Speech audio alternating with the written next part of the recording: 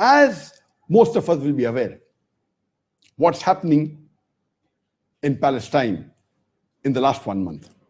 And we are aware that in the month of Ramadan, a few weeks before, many Palestinians were evicted from their home. Israeli government backed Israeli settlers. And because of this, there were protests in Palestine. And on the last Friday of Ramadan, on the 7th of May, on the 26th of Ramadan, after Jummah Salah, there were protests even in Masjid Aqsa. Because of which, and these protests were very peaceful. In spite of that, the Israeli forces, they entered the Masjid Aqsa, our sacred mosque, and they stormed it. They fired rubber bullets. They threw tear gases. They threw bombs, because of which hundreds of Palestinians were injured. And later on, a few days later, a war broke out, which lasted for 11 days. And according to Reuters, in this 11 days of war, 248 Palestinians were killed, out of which 66 were children. And more than 1,900 Palestinians were wounded. And many of the wounded people, every day they're dying. So the number of people that are being killed is increasing.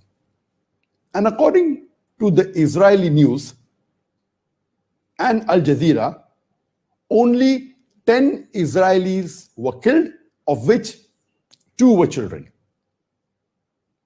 And alhamdulillah, 2 days before, there is a ceasefire. And after the ceasefire that has taken place, each side is claiming that victory is theirs. The Palestinians are saying that because of the ceasefire, we are victorious. Israelis are claiming the same. What is the position of us Muslims in this situation?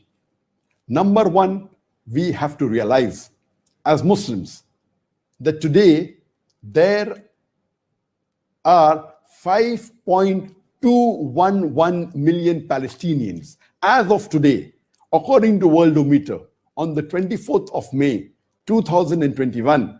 Today there are 5.211 million Palestinians, of which more than 2 million are in the Gaza Strip.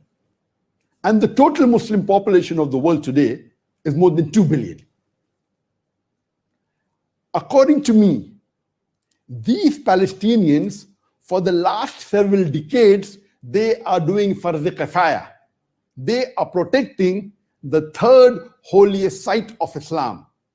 They are protecting the Masjid Aqsa.